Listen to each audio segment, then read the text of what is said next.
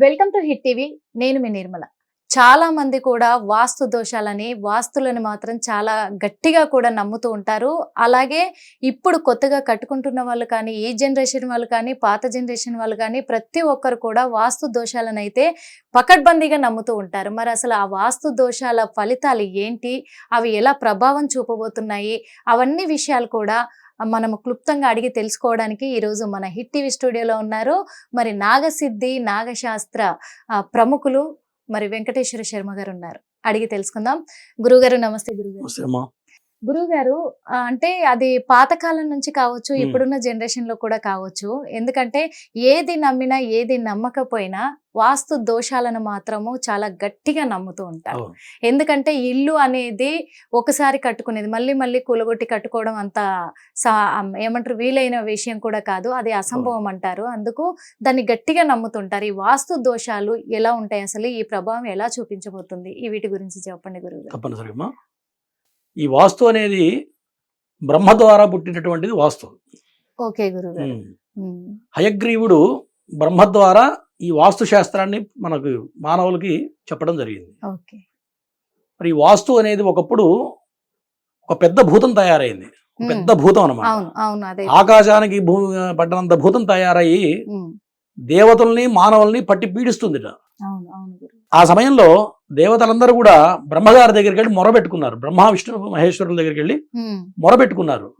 స్వామి, ఇంత పెద్ద భూతం మరి జనాలందరినీ ఆవహిస్తుంది, మరి పట్టి పీడిస్తుంది, మరి మనిషి మనుగడ కష్టంగా ఉంది, కాబట్టి దీనికి ఏదైనా మార్గం చూపించమని అడిగితే బ్రహ్మదేవుడు ఏం చేశారంటే ఆ భూతాన్ని చిన్నదిగా తయారు చేశారు. చిన్న సైజు అంటే కుదించారు. ఆ భూతాన్ని కుదించి దీన్ని తీసుకెళ్లి భూమిలో పాతి పెట్టండి అని చెప్పి బ్రహ్మదేవుడు శాపం ఇచ్చారు.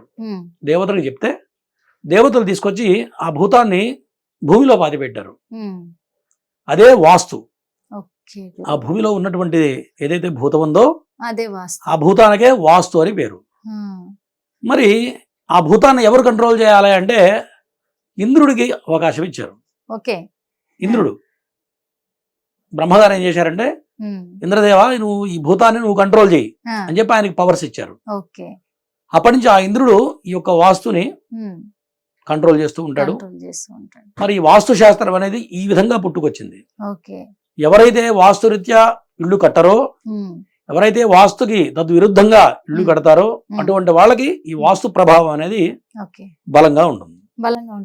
అది నిజమే గురువు గారు. ఎందుకంటే చాలా మంది కూడా, కొంతమందికి సెంటిమెంట్, ఒకరేమో ఉత్తర ద్వారం ఉండాలంటారు, ఒకరేమో ఇది తూర్పు ద్వారం ఉండాలంటారు, కొంతమంది పడమరకు పెట్టుకుంటారు, కొంతమంది దక్షిణానికి పెట్టుకుంటారు. కానీ హిందూ సాంప్రదాయ ప్రకారం మాత్రం చాలా మంది ఉత్తరము అలాగే తూర్పు పెట్టుకుంటూ ఉంటారు. కానీ ఈ దక్షిణ వైపు పెట్టింది మరి పడమర వైపు పెట్టింది కూడా వీటి ఫలితాలు ఎలా ఉంటాయి అంటారు అసలు ఆ దోషాన్ని? అంటే ఒక వాస్తు ప్రకారం ఇల్లు కట్టాలి అంటే ఒక 1000 గజాలు ఉందనుకోండి, దాన్ని 9 భాగాలు వదిలేసి ఒక భాగంలో ఇల్లు కట్టాలని శాస్త్రం చెబుతుంది. 9 భాగాలు వదిలిపెట్టేసి ఒక భాగంలోనే లెక్క ప్రకారం ఇల్లు కట్టాలి. మరి అంత సామాన్యుడికి జరిగే పనేనా? జరగదు. హైదరాబాద్ లో అసలు కట్టలేము, అస్సలు అవ్వదు. వాస్తు ప్రకారం అట్లా ఉంటుంది. వాస్తు ప్రకారం అట్లా ఉంటుంది గురువు గారు. ఇంకొకటి, ఒక ఇంట్లో ఓకే వాళ్ళకు ఎలా వీలు పడుతుందో అలా కట్టుకుంటూ ఉంటారు. కానీ లోపల చూసుకున్నట్లయితే దేవుడి గది ఏ మూలను ఉండాలంటారు, వంట గది ఏ మూలను ఉంటే బాగా వాస్తు కలిసి వస్తుంది అంటారు. వీటి గురించి ఎందుకంటే చాలా మందికి అనుమానం ఉంది.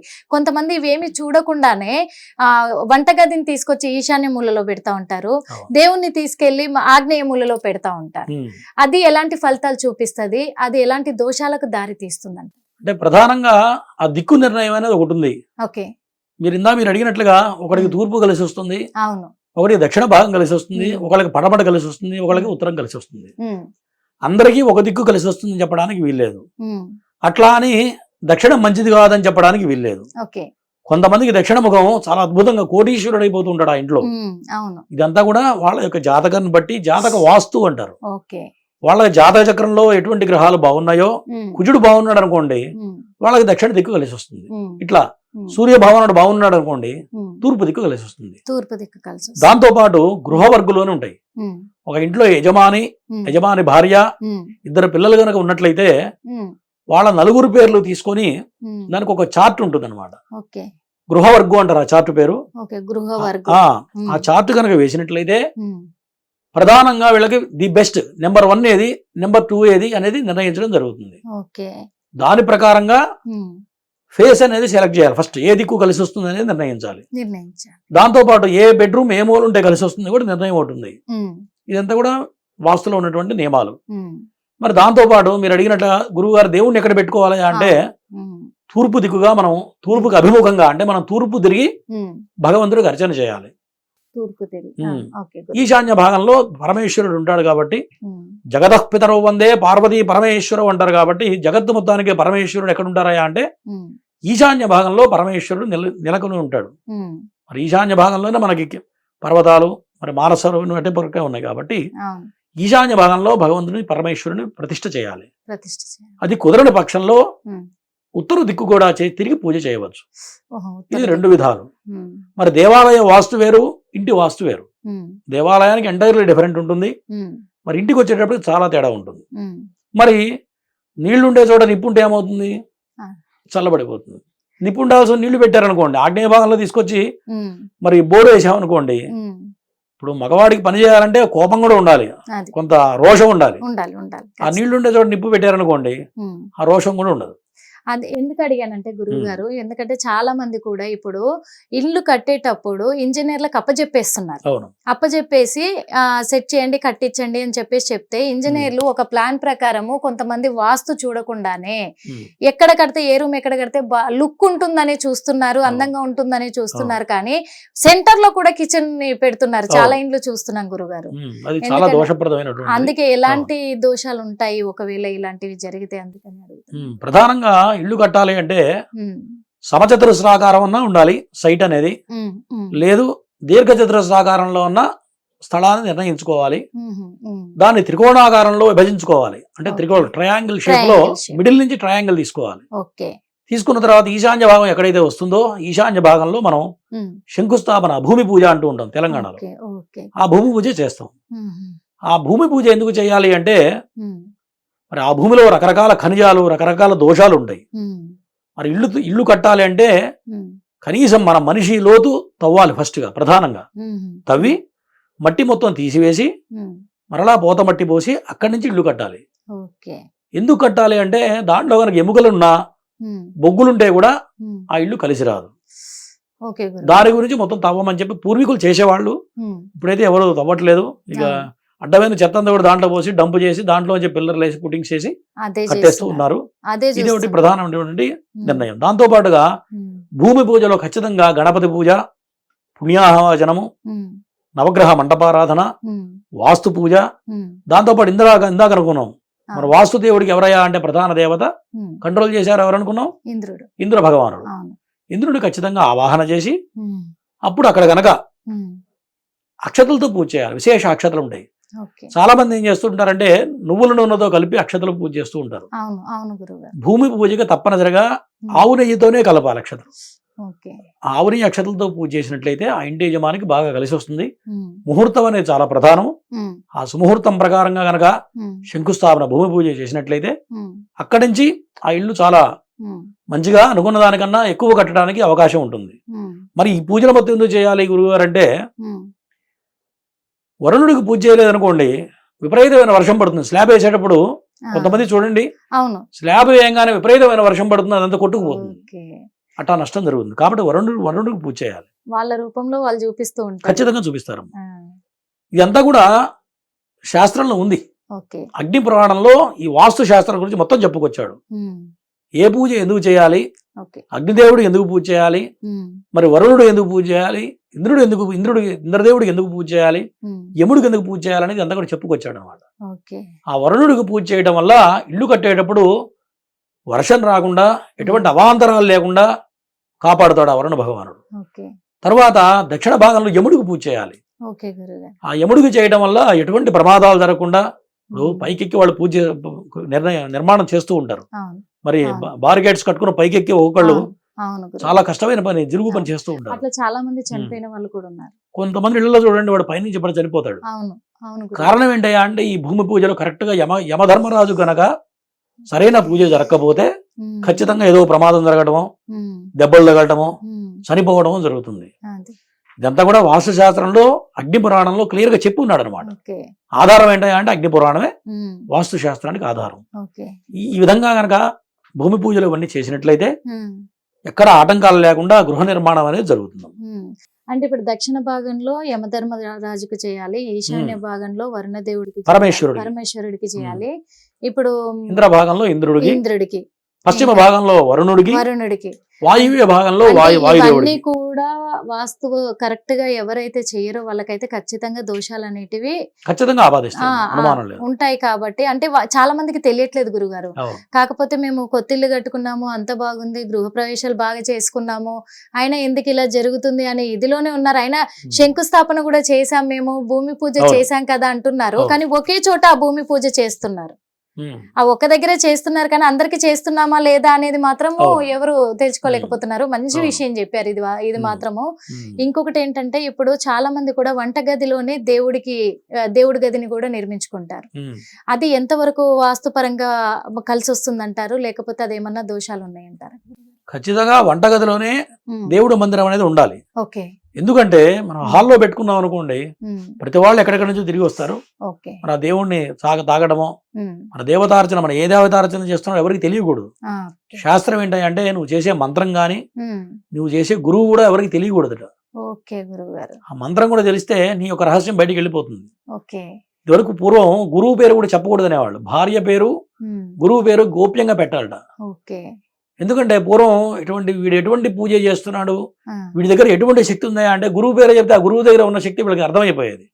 దానికి ఇంకో రకంగా విరుగుడు చేసేవాళ్ళు. కాబట్టి గురువు పేరు, భార్య పేరు బయటికి చెప్పకూడదని శాస్త్రంలో ఉంది. మనుధర్మ శాస్త్రంలో ఇది రాశాడు క్లియర్ గా ఉండకూడదు. అట్లాగే వాయువ్యంలో గనక పూజ చేస్తే వాయుదేవుడు అనుగ్రహం కలుగుతుంది. మరి కుబేర స్థానం ఉత్తరం, కుబేరుడు అధిపతి, ధనాధిపతి కుబేరుడు. ధనమూలం ఇదం జగత్ అన్నట్టుగా ధనం లేకపోతే ఎందుకు పనికిరాము. మరి అటువంటి ధనప్రాప్తి కలగాలన్నా, ఆ ఇంట్లో కుటుంబం వృద్ధి చెందాలన్నా, పాపలతో వృద్ధి చెందాలన్నా మరి ధనం లేకపోతే జరగదు. కాబట్టి కుబేరుడికి తప్పనిసరిగా విశేష అర్చనలు ఉంటాయి, ఇటువంటి పూజలు ఉంటాయి. తర్వాత గృహప్రవేశం, ఇదైన తర్వాత గృహప్రవేశంలో మళ్ళీ కొన్ని నియమాలు చెప్పారు. ఆ నియమాలు కూడా పాటించాలి. అంటే అవి ఎలాంటి నియమాలు గురువు గారు? అంటే అందరికి తెలియదు కదా అవి, అందుకే అడుగుతున్నాను. తప్పనిసరిగా గృహప్రవేశంలో ప్రధానంగా వాస్తు బలి అంటాం, వాస్తు పూజ చేయాలి తప్పనిసరిగా. ప్రథమంగా గణపతి పూజ అనేది ప్రధానం. ఆది పూజ్యో వినాయక. మనం ఏ పూజ చేసినా ముందుగా ఎవరిని ఆరాధించాలి అంటే గణపతికి చేయాలి. సకల దేవతలకు అధిపతి గణపతి, సకల గణాలకు అధిపతి గణపతి. గణాలు అంటే ఇవన్నీ కూడా ఈ యొక్క అష్టదిక్పాలకులు, నవగ్రహ దేవతలు కూడా అధిపతి ఎవరయ్యా అంటే గణపతి. అటువంటి గణపతికి ఆరాధించి గణపతి పూజ చేసిన తర్వాత వాస్తు పూజ అనేది చేయాలి. మరి దీంట్లో మనం బలిహరణ ఇస్తాం. బయట ఏం చేస్తాం? గుమ్మడికాయ కొడతాం. మరి శాస్త్రం ఏం చెప్పిందంటే మినపపప్పు నానబెట్టి పెరుగు కలిపి బలిహరణ వేయాలి. అక్కడ వాకిట్లో ఎంట్రన్స్ లో కలిపి బలిహరణ వేస్తే ఎటువంటి దోషాలున్నా పోతాయి. అది ఎందుకు వేయాలంటే దేవతలే, పితృదేవతలే దేవతలు. మరి వేదం ఏం చెప్తుంది? మాతృదేవో భవ, తర్వాత పితృదేవో భవ, తర్వాత ఆచార్య దేవో భవ, అతిథి దేవో భవ. అంటే ఫస్ట్ తల్లి, తండ్రి, గురువు, ఐదో వాడు దైవం. అవునా? మనం ఏం చేస్తున్నాం? వీళ్ళందరినీ వదిలేసి డైరెక్ట్ దేవుణ్ణి పట్టుకొని మనం పని కావాలనుకుంటున్నాం. ఎందుకంటే మరి ఫస్ట్ వీళ్ళందరినీ పక్కన పెట్టేస్తారు గురువు గారు. ఇదైతే నిజమే. ఇల్లు కట్టుకున్నాం కదా, ఇంట్లో దేవుడికి కదా పూజ చేయాలని చెప్పేసి డైరెక్ట్ మరి దేవుడి దగ్గరికి వెళ్తూ ఉంటారు. ఇది నిజమే. ఖచ్చితంగా పితృదేవతలకి ప్రధానంగా ముందుగా అర్చన చేయాలి. ఇంట్లో కాలు పెట్టే ముందే పితృదేవతలు, చనిపోయిన వాళ్ళు, కాలం చేసిన వాళ్ళు, మరి మేనత్తలు, మేనమావలు, బాబాయిలు, పెద్దవాళ్ళు ఎవరు ఉంటారు, తాతలు, మరి వాళ్ళ ఆస్తి మనం తీసుకున్నప్పుడు ఒక 2 జతల బట్టలు అక్కడ పెట్టి వాళ్ళని దలుచుకొని దండం పెట్టిన తర్వాత ఆ బట్టలు ఎవరికన్నా ఇవ్వాలి. ఎవరికన్నా అంటే మన చెల్లికి, బావకి పెట్టకూడదు. శాస్త్రం ప్రకారం ఏంటంటే మన ఇంట్లో వాళ్ళకి పెట్టేస్తారు, అయితే భార్యకో అయితే వాళ్ళ పిల్లలకో పెడతారు. ప్రధానంగా ఎవరైతే తల్లిదండ్రి ఉన్నారో, మరి ముత్తాతలు ఎవరన్నా వాళ్ళ ఆస్తి మనకి సంక్రమించినప్పుడు వాళ్ళని తలుచుకోవాలి. మేనమామలు అంటే మేనమామలు తలుచుకోవాలి, దండం పెట్టి ఆ బట్టలు బయట వాళ్ళకి దానం చేయాలి. తోబుట్టిన వాళ్ళకి, రక్త సంబంధికులకు మాత్రం ఆ బట్టలు పెట్టకూడదు. కానీ ఇక్కడ నాకు చాలా డౌట్లు వస్తున్నాయి. మరి అట్లా అని గురువు గారు బయట పెట్టే వాళ్ళకి కాబట్టి 200 రూపాయలు చీర పెడతామనే వాళ్ళు కూడా చాలా మంది. నిజంగా చెప్తున్నా గురుగారు, ఇప్పుడు అదే అడుగుదామని అవును. అనుకున్నాం. ఎందుకంటే ఇంట్లో వాళ్ళకైతేనేమో వేలల్లో బట్టలు తీసుకొచ్చి మన వాళ్ళకి కదా పెట్టేదని తెచ్చి వాళ్ళకే పెట్టేస్తున్నారు. అవును. ఇప్పుడు బయట వాళ్ళకి అనేసరికి 100-200 రూపాయలు చీర అంతెందుకు గురువు గారు, అమ్మవారికి మొక్కుబడి మొక్కుకుంటే కొంతమంది చాలా వరకు కూడా అమ్మవారికి 200 రూపాయల చీర 300 రూపాయల చీర తెచ్చి పెట్టేస్తా ఉంటారు. వేరే వాళ్ళకి ఇచ్చేస్తా అంటే మీకు ఉంటారు. తెలియదు, ఆ 200 రూపాయల చీర వాడికి పడేది 20 రూపాయలు మాత్రమే హోల్సేల్లో. ఆ చీర తీసుకుని నీళ్ళలో ముంచి లేపితే తీస్తే పైకి ఎందుకు పనికిరాదు, పిండడానికి కూడా పనికిరాదు, అది అందుకే దగ్గరికి అయిపోతుంది. అందుకే ఇప్పుడు మరి దేవుడు అనేటప్పటికి పూజా స్టోర్ వెళ్ళి వాడు ఏం చేస్తాడంటే దేవుడిగా స్పెషల్ క్వాలిటీ అని చెప్పి అది తీస్తాడు అనమాట. అంటే వాడికి 20 రూపాయలకు వస్తుంది, దాన్ని మీకు 300 రూపాయలకు అమ్ముతాడు. అంటే దాంట్లో వాడి 280 రూపాయలు లాభం వస్తుంది కాబట్టి ఇదే పెట్టాలని చెప్తారు. మరి భక్తులు కూడా ఏంటంటే విశేషంగా తక్కువలో కావాలి కాబట్టి ఆ చీరే తీసుకొస్తారు. అందుకే అంటున్నారు అటువంటి చీరలతో పుణ్యం రావాలని ప్రదర్శిస్తూ ఉన్నారు. మరి దాంతో పాటు ఇంకో విశేషం ఏంటంటే ఇది మీకు ఎవరికి గమనించట్లేదు ఇవాళ రేపు. పెట్టుబడి చీరలు పెట్టుబడి బట్టలను తయారైన ఒక 10 ఏళ్ల నుంచి మీ ఇంట్లో పెళ్లి అనుకోండి, మీ వాళ్ళు పెట్టిన బట్టలు మీరేం చేస్తారు, మళ్ళీ ఇంకోళ్ళకి పెడతారు తీసుకెళ్ళి.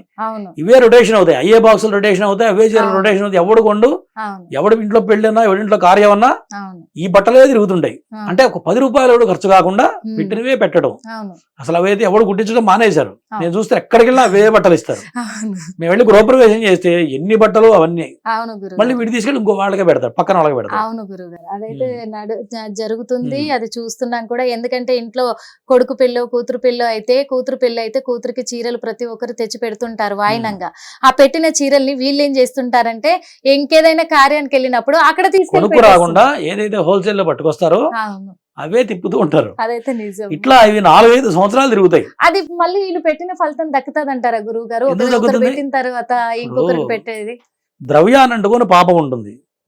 బట్టలు పెట్టడం దేనికయా అంటే కొంతకాలం కలిసి రావాలన్నా దరిద్రం పోవాలంటే వస్త్రదానం అనేది చాలా విశేషం. మరి అటువంటి వస్త్రం ఎవరికో పెట్టింది. ఇప్పుడు ఒక ఆమె ఎదవముండు ఉంటుంది, ఎదవముండుకి ఇచ్చిన బట్టలు ముత్తైదుకు పెట్టచ్చా? పెట్టకూడదు కదా. ముత్తైదుకి ఇచ్చిన బట్టలు ఎదవముండ కూడా పెట్టకూడదు. ఎందుకంటే సువాసిని అంటే ముత్తైదువు సువాసిని, సాక్షాత్ పార్వతీదేవితో కొలుస్తాం. అంటే ఎదవం అంటే తప్పని కాదు, అంటే వీళ్ళకి పెట్టిన వస్త్రాలు వాళ్ళకి పెట్టకూడదు, వీళ్ళు కట్టుకున్న వస్త్రాలు వాళ్ళకి కట్టకూడదు. ఎందుకయ్యా అంటే సుమంగళి అంటే ఏంది, గాజులు, మన కాళ్ళకి పారాణి, పట్టి, బొట్టు, కుంకుమ, 5వ తనం. ముత్తైదు అంటే 5వ తనం ప్రధానం. మరి ఇటువంటివి పెడితే పాపం వస్తుందా పుణ్యం వస్తుందా? మహాపాపం వస్తుంది. ఇవన్నీ విచక్షణ లేకుండా ఇట్లా జరుగుతూ ఉన్నాయి. ఇవన్నీ కూడా మహాదోషాలు. ఇంకొకటి ఏంటంటే గురుగారు, ఇప్పుడు ఇంటి విషయానికి వస్తే పితృదేవులకి ఫస్ట్ మనం పెట్టుకోవాలి కాబట్టి మినపప్పు పెరుగు కలిపి పెట్టుకుంటారు, అది బలిహరణ. ఇంకొకటి గుమ్మడికాయ కొట్టుకుంటారు. కానీ చాలా మంది ఇది మాకు కూడా వచ్చిన డౌట్, చాలా మంది ఏం చేస్తారంటే గృహప్రవేశం అనగానే బలి ఇవ్వాలని చెప్పేసి మేకలని వీటిని బలిస్తూ ఉంటారు, జంతు బలిస్తూ ఉంటారు. అంటే అది ఎంత వరకు సమంజసం? అది దోషం. జంతు బలి అనేది నేను చెప్పిన వాస్తు శాస్త్రం ప్రకారం దోషం. ఎందుకంటే ఇది చాలా మందికి ఒకటి చెప్తున్నామంటే దేనికైనా ఆధారం ఉండాలి. అంతేకదా, శాస్త్రం చెప్తే నేను చెప్పింది మా నాయన చెప్పింది శాస్త్రం కాదు, అవునా? ప్రతిదానికి ఆధారం అనేది ఉండాలి. ఆధారం ఎక్కడున్నాయంటే అగ్ని పురాణం కనుక తీసినట్లయితే ఎవరైనా చదువుకోవచ్చు. అగ్ని పురాణం కనుక మనం చదివిన పుస్తకాల్లో ఉంటుంది. 40వ అధ్యాయంలో అగ్ని పురాణంలో వాస్తు గురించి క్లియర్ గా ఉంది. ఎక్కడెక్కడ ఏం చేయాలి, ఏం చేస్తే ఏ దోషం వస్తుంది, మరి ఆడపిల్లలు పిలిస్తే వాళ్ళకి ఎటువంటి మర్యాదలు చేయాలి, వాళ్ళకి మర్యాద చేయకపోతే ఏం జరుగుతుంది, అట్లాగే మరి భార్య తరపు అత్తమామలకి ఎటువంటి మర్యాద చేయాలి, వాళ్ళకి లోపం జరిగితే ఎటువంటి పాపం తగులుతుంది, మరి కూతురుళ్ళకి ఎటువంటి మర్యాద చేయాలి, వాళ్ళకి లోపం జరిగితే వాళ్ళు సరిగ్గా రాకుండా వాళ్ళు నొచ్చుకొని కనుక వెళితే వీళ్ళకి ఏమవుతుంది కూడా క్లియర్ గా రాశాడు అనమాట. చెప్పుకుందాం. ఇప్పుడు చాలా మంది గృహ ప్రవేశాలు చేసేటప్పుడు పర్టికులర్ గా నియమాలు అనేటివి కొన్ని మర్చిపోతూ ఉంటారు, పాటించలేకపోతూ ఉంటారు గురువు గారు. వాస్తవంగా ఈ గృహ ప్రవేశం అప్పుడు ఎలాంటి నియమాలు పాటించాలి, ముఖ్యంగా ఎలాంటి జాగ్రత్తలు తీసుకోవాలి, ఎలాంటి వాళ్ళు ముఖ్య అతిథులుగా ఉండాలి, ఆ వచ్చిన వాళ్ళకు ఎలాంటి మర్యాదలు చేయాలి, అవి ఎలా ఉంటాయి గురువు గారు? చాలా మంచి ప్రశ్న వేశారు. ఎందుకంటే ఇటువంటి ప్రశ్న ఎవరు వేయట్లేదు వాళ్ళు రేపు, ఎందుకంటే తెలియట్లేదు చాలా మందికి. ప్రధానంగా తెలియాలి. ఎంతసేపు డబ్బులు, బట్టలు, బంగారం, అయ్యగారికి ఎంత తక్కువ ఇచ్చామా, ఉమ్. ఎంత ఇంకొకటి తక్కువలో ఇక్కడ పూజ అయిపోయిందా. ఒక్కటి మెన్షన్ చేస్తా ఉమ్. గురువు గారు, ఎందుకు అంటే కూడా ఇప్పుడు మీరు అన్నారు అవును. ఎంత డబ్బులు ఉన్నాయి ఏంటి అని చెప్పేసి. నిజంగా ఉమ్. డబ్బులు ఉన్న వాళ్ళు ఏం చేస్తున్నారంటే ముఖ్య అతిథులను పిలిచాము, పెద్ద పెద్ద వాళ్ళని పిలిచాము, వాళ్ళు వచ్చారు అయిపోయింది అనుకుంటున్నారే కానీ అవును. కుటుంబ సభ్యులు ఎవరు వచ్చారు ఎవరు రాలేదు, ఈ గృహప్రవేశానికి ఈ కుటుంబ సభ్యులతో ఏమన్నా లింక్ ఉందా, ఉమ్. వీళ్ళు ఖచ్చితంగా రావాలి అనేది ఉందా, ఉమ్. అది పాటించాలా అని మర్చిపోతున్నారు గురువు. అవును. అది వీటి గురించి తెలుసుకోవాలి. తప్పనిసరిగా అమ్మా. ప్రధానంగా వాస్తు పూజకి గృహప్రవేశాన్ని ముందుగా గుమ్మడికాయ బలిహరణ ఇచ్చిన తర్వాత జంతు బలులు పొరపాటున కూడా ఇవ్వకూడదు. ఓకే. మరి ఇందాక నేను చెప్పినట్టుగా పెరుగుతో కలిపిన మినపప్పు నానబెట్టి నీళ్ళలో నానబెట్టి గట్టి పెరుగు కలిపి బలిహరణ వేయాలి. ఓకే. ఆ బలిహరణ వేయటం వల్ల మరి ఏవైతే భూతాలు ఉన్నాయో భూతానికి భూతదయ కావాలి. అంటే మనకు అన్నం పెట్టేవాళ్ళు ఉన్నారు, మనకు ఆకలిస్తే నోరుంది అమ్మ అన్నం పెట్టమని అడుగుతాం, అయితే బయట నుంచి మనం స్విగ్గీ జొమాటోలో బుక్ చేసుకుని తింటాం. కానీ భూతాలకి ఎవడన్నా పెడతాడా? మరి వాడికి నోరుందా? లేదు. కాబట్టి ఖచ్చితంగా భూతదయ కావాలని శాస్త్రం చెబుతుంది. కాబట్టి ఆ భూతాల కోసం, ఈ పంచభూతాల కోసం ఈ యొక్క మినపప్పుతో కూడిన బలి వేయాలి. తర్వాత కుడికాలు లోపల పెట్టి గృహప్రవేశం చేసిన తర్వాత వాస్తు పూజ, ముందుగా గణపతి పూజ, తర్వాత పుణ్యాహవాచనం అని చెప్తాం. ఆ పుణ్యాహవాచన ఎంత విశేషం అంటే చాలా విశేషమైనటువంటి క్రతువు. ఆ ఇంట్లో శాంతిరస్తు విశేషమైన మంత్రాలు ఉన్నాయి. ఆ పుణ్యాహవాచన చేయడం వల్ల శాంతి కలుగుతుంది. ఆ గృహంలో శాంతి ప్రధానం. నీకు ఎంత డబ్బున్నా పోరు నష్టం పొందు లాభం అంటూ ఉంటాం. ఎప్పుడు మూడు పిల్లలు కొట్టుకుంటున్నారు అనుకోమ్మా, నీకు ఎంత డబ్బు ఉంటే ప్రయోజనం ఉంది? శాంతి కావాలి. ఎప్పుడైతే శాంతి కలుగుతుందో మగవాడు ఆలోచన కరెక్ట్ గా వస్తుంది, వాడు కరెక్ట్ గా పని చేయగలుగుతాడు, 10 రూపాయలు తేగలుగుతాడు. కాబట్టి ఆ శాంతి ప్రధానం. శాంతి రస్తు, పుష్టి రస్తు. పుష్టి అంటే నీకు ఎంతైతే శక్తి కావాలో, నువ్వు పని చేయడానికి ఎంత శక్తి కావాలనేది భగవంతుడు ఇవ్వాలి, నువ్వు అనుకుంటే కాదు. మనం అనుకుంటా నేను ఇంకా మదమాంసాలు తిన్నా కదా నాకు చాలా పవర్ వచ్చింది అనుకుంటారు. నేను జిమ్ములు చేస్తున్నాను నాకు బలం వచ్చేస్తుంది. బ్రాహ్మడు ఏం తింటున్నాడు? బ్రాహ్మడు మదమాంసాలు తింటున్నాడా? లేదు. మన బ్రాహ్మణుడి శక్తి రావట్లేదా? అది చాలా తప్పది. కాబట్టి పుష్టి రస్తు, అది ఆ యొక్క పుణ్యవాచన పుష్టి కలుగుతుంది. వృద్ధి రస్తు, కుటుంబ వృద్ధి అంటే ఏంటి? డబ్బులు కాదు. ఇవాళ రేపు వృద్ధి ఏంటంటే ఈ సంవత్సరం నేను 1 కోటి రూపాయలు సంపాదించి వచ్చేసరికి 10 కోట్లకు వెళ్ళిపోవాలనేది వృద్ధి కాదు. పిల్లా పాపాలతో ఆనందంగా నలుగురు కలిసి భోజనం చేసేట్టుగా తండ్రి మొహం తల్లి మొహం కూర్చొని డైలీ ఒక అరగంటన్నా మాట్లాడుకుంటే అది ఆనందం అంటాం. ఇవాళ ఏమైపోయిందంటే ఎవరి బెడ్రూమ్ వాళ్ళకే, ఎవరి సెల్ ఫోన్.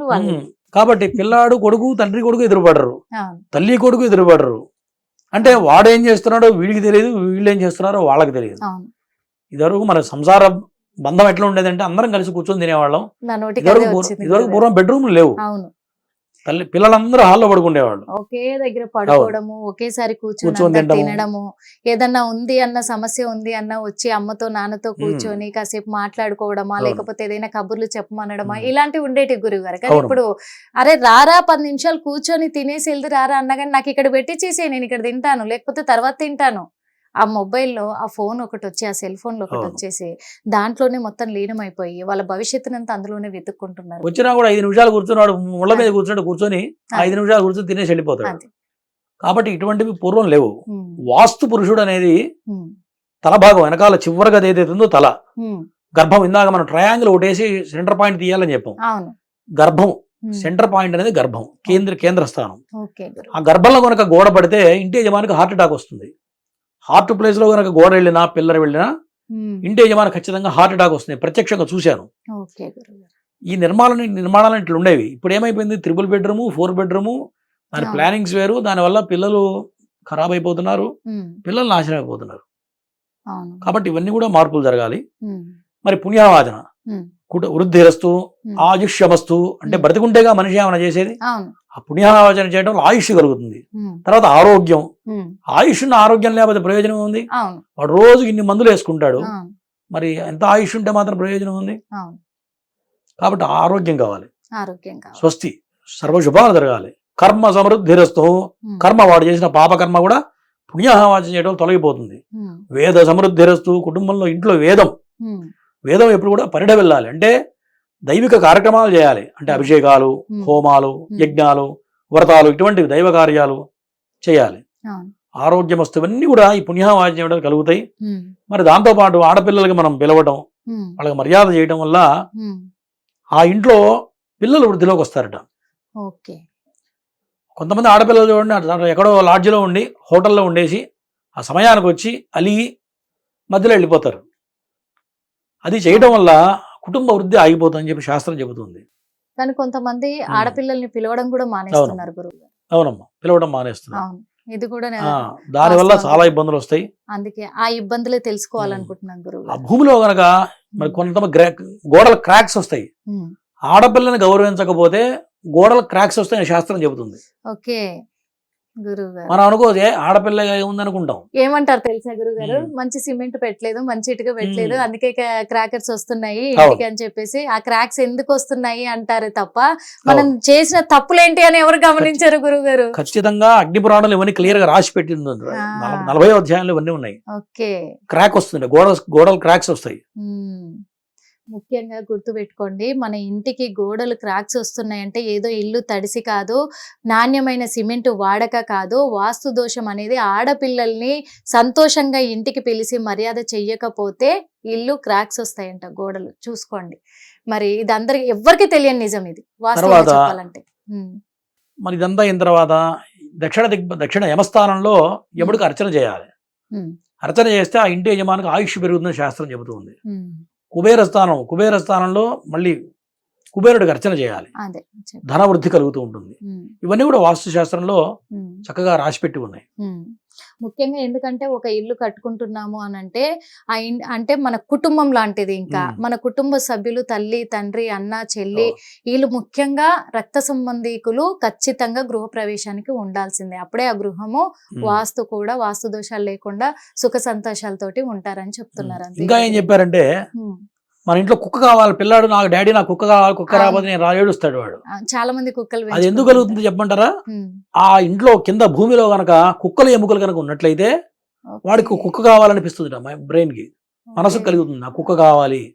ఒకటి పిల్లిని పెంచుకుంటాడు చూడండి, ఆ భూమిలో పిల్లి ఎముకలు కనుక ఉన్నట్లయితే ఖచ్చితంగా ఉంటేనే ఆ ఇంట్లో పిల్లలకి తల్లికో తండ్రికో ఎవరో కలిగి పిల్లిని తెచ్చి పెంచుకుందాం అనే ఆలోచన వస్తుంది, లేకపోతే రాదు. ఇప్పుడు ఈ జంతువుల ఎముకలు ఏమన్నా ఉంటే ఎలాంటి ఏమన్నా దోషాలు ఉన్నాయంటారు? ఖచ్చితంగా అదే శాస్త్రంలో చెప్పుంది క్లియర్ గా. కింద పిల్లి గనక ఎముకలు గనక ఉన్నట్లయితే ఆ ఇంట్లో పిల్లిని తెచ్చి పెంచుకుంటారు. కుక్క ఎముకలు ఉంటేనే ఖచ్చితంగా కుక్కల్ని తెచ్చి పెంచుకుంటారు. దాని వల్ల ఏమైనా దోషాలు ఉన్నాయంటారు? మరి దోషమే కదా. ఇదివరకు ఎప్పుడన్నా పిల్లిని కుక్కల్ని ఇంట్లో పెంచుకున్న వాళ్ళు ఉన్నారా, చూసారా మీరు ఎప్పుడన్నా? ఇప్పుడు అదే ఫ్యాషన్ అయిపోయింది గురువుగారు, పెట్టుబడులు అయిపోయింది ఇప్పుడు అది. అంటే ఇవన్నీ కూడా ఆలోచన బుద్ధి కర్మానుసారణ అంటే ఊరికే రావని, ఆ లోపల అటువంటి ఎముకలు ఉన్నాయి కాబట్టి ఈ పిల్లలకు మనిషి ఎవరో ఒకళ్ళ తల్లికో తండ్రికో ఈ బుద్ధి పుడుతుంది, కుక్కని తెచ్చి పెంచుకోవాలి. అంటే నేను ఎందుకు అడుగుతున్నా అంటే గురువు గారు, ఇక్కడ చాలా మంది కూడా ఈ మూగ జీవాలు కదా, అంటే ఆ మూగ జీవాన్ని పెంచి పోషిస్తే మంచిదే కదా, మనకు శుభం కలుగుద్ది కదా, మనము ఒక జీవికి ప్రాణదానం చేసినట్టు అవుతుంది కదా, అది తప్పెలా అవుతుంది, దోషం ఎలా అవుతుంది అంటారు. అందుకే అడుగుతున్నాను, అది ఎలా దోషం అవుతుంది? ఒక మూగజీవిని ఇంట్లో పెంచుకొని పోషించడం అనేది ఒక జీవిని మనం బ్రతికిస్తున్నట్టు, అలాంటిది ఎందుకు దోషం అవుతుంది? శాస్త్రరీత్యా కొన్ని జీవులను పెంచితే పుణ్యం వస్తుంది, కొన్ని జీవులను పెంచితే పాపం వస్తుంది. నువ్వు ఎంతో పెద్ద పూజ చేసి కుక్క తోక తాగిందనుకో, నువ్వు చేసిన పూజ అంతా వృధా అయిపోతుంది. కాబట్టి కుక్కను పెంచకూడదు, పిల్లిని పెంచకూడదు, గద్దను పెంచకూడదు, నక్కను పెంచకూడదు, ఇటువంటి కొన్ని ఉన్నాయి. నువ్వు గోవును పెంచుకో, తప్పులేదు, గోవును పెంచవచ్చు. అంటే ఇప్పుడు పావురాన్ని కూడా ఇంట్లో పెట్టి పెంచకూడదు, పంజరంలో పెట్టినట్టు అవుతుంది అని చెప్పేసి మన పూర్వీకులు ఏదైతే పెట్టారో అన్ని సశాస్త్రీయంగా అన్ని రకాలుగా ఆలోచించి అవన్నీ ఆచారాలు పెట్టినటువంటి ధర్మాలు. ఈ కాలక్రమేణా కలి ప్రభావం వల్ల ఏంటంటే అవన్నీ మారిపోయినాయి. ఇప్పుడు నువ్వు కుక్కగా అన్నం పెట్టాలనుకోమ్మా, నువ్వు డైలీ రోడ్డు మీద పెడితే ఏదో కుక్క వచ్చి తింటుంది కదా. అంటే మరి కుక్కని మల్లన్న దేవుడితో పోలుస్తూ ఉంటారు కదా గురువు గారు. మన హిందూ ధర్మంలో విశేషం ఏంటంటే కుక్కని నక్కని చెట్టుని పుట్టని అన్నిటిని దైవంగా భావిస్తాం. ఒక రాయి ఉంది, పసుపురాజు బుట్లు పెట్టి అక్కడ అమ్మవారి పూజ చేస్తే ఆ రాయిలో అమ్మవారు ఖచ్చితంగా వస్తుంది. మన హిందూ ధర్మమే అటువంటిది. కానీ దాన్ని ఎక్కడ చేయాలి, దాని నియమ నిబంధనలు, దాని నియమం పాటించినప్పుడే అన్ని రకాలుగా సత్ఫలితాలు వస్తాయి. ఓకే ఓకే గురువు గారు, ఇప్పుడు గృహప్రవేశం విషయంలో ఎలాంటి నియమాలు పాటించాలి, పాటించకపోతే ఎలాంటి దోషాలు వస్తాయని క్లియర్ గా చెప్పారు మీరు. అది అంతవరకు బాగుంది గురువు గారు. ఎందుకంటే ఆ ఇల్లు కట్టుకున్న తర్వాత గృహప్రవేశం అయినాక ఇంట్లోకి కుడికాలు పెట్టి ముందుగా ప్రవేశం చేయాలి అన్నారు. తర్వాత గణపతి పూజతోటి స్టార్ట్ చేయాలన్నారు. కానీ చాలా మంది కూడా గురువు గారు ఈ గణపతి పూజ ముందు చేయాలంటారా, లేకపోతే పాలు పొంగిచ్చడం ముందు చేయాలంటారా? మంచి ప్రశ్న. ప్రధానంగా గణపతి పూజ ముందు చేయాలి. గణపతి పూజ చేసిన తర్వాత దేవతాహ్వానం అని చెప్తాం. పితృదేవతల ఆవాహన తప్పనిసరిగా చేయాలి. ఉమ్, ఇందాక మనం మాతృదేవో భవ, తల్లి తండ్రి గురువు దైవం అవును, చెప్పినట్లుగా అవును. పితృదేవత ఆవాహన చేయాలి. ఉమ్, ఇవాళ మేము గృహప్రవేశం లిస్టు రాస్తే ఉమ్, పెసరపప్పు ఎందుకు గురు అని అడుగుతారు ఒకళ్ళు, ఉమ్, ఒడియాలు ఎందుకు గురు అని అడుగుతారు ఒకళ్ళు, ఉమ్, దుంపకూరలు ఎందుకని అడుగుతారు కొంతమంది. ఓకే. పితృదేవతల ఆహారం ఏంటంటే పెసరపప్పు, ఒడియాలు, దుంపకూరలు. ఉమ్, అది మంత్రయుక్తంగా వాడికి నైవేద్యం పెడితే పితృదేవతలు సంతృప్తి కలుగుతుందని చెప్పి శాస్త్రం చెబుతుంది. ఓకే. అటువంటివి చేయాలి. ఓకే. ఇంకా దౌర్భాగ్యం అయిపోయిందంటే ఉమ్, ఇవాళ రేపు చదువు లేని బ్రాహ్మణులు కొంతమంది ఎక్కువైపోయారు. ఎవరయ్యా అంటే రిటైర్మెంట్ అయిపోయి ఉమ్, పుస్తకం చూసి నేర్చుకొని మంత్రాలు చెప్పే బ్రాహ్మణులు ఎక్కువైపోయారు.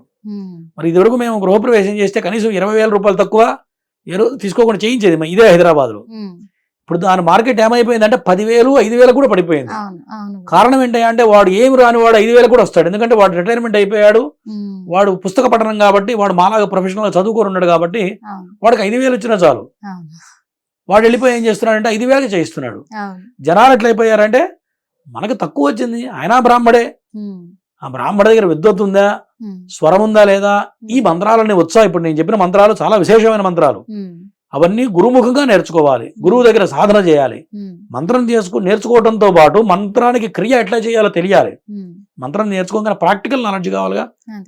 ఏ మంత్రం దగ్గర ఏ క్రియ చేయాలో తెలియాలి కదా. ఉమ్, అది కూడా గురువు గారి దగ్గర ఉమ్, ట్రైనింగ్ పొందితేనే ఉమ్, ఇవన్నీ వస్తాయి. అదే, అదే. మరి రిటైర్మెంట్ అయిపోయిన వాడు పుస్తకం చూసి చదివితే ఇవన్నీ వస్తాయా? ఉమ్, వాడు తూర్పు తిరగాల్సిన దక్షిణం తిరగమంటాడు. అదే, అదే. అది చాలా దోషం. ఉమ్, జనాలు ఇవన్నీ గమనించుకోకుండా ఉమ్, తక్కువకి కావాలి, ఉమ్, తక్కువలో అయిపోవాలి. ఎక్కడైతే కక్కుర్తిపడి ఇవన్నీ పొరపాట్లు జరుగుతున్నాయో ఉమ్, ఇవన్నీ మానవుడు అనుభవించాల్సిందే. అంటే ఇది శాస్త్రం. ఓకే. అదైతే అట్లా. అర్థమైంది. అంటే ఈ పూజలు అయిపోయినాకే పాలు పొంగిచ్చే అవును. కార్యక్రమాన్ని పెట్టుకోవాలి. ఎందుకంటే అవును. చాలా మంది కూడా వచ్చిన బంధువులు వెళ్ళిపోతారు అని చెప్పేసి ఓ పక్క పూజ స్టార్ట్ చేసి ఇంకో పక్క పాలు పొంగిచ్చేయండి అంటున్నారు.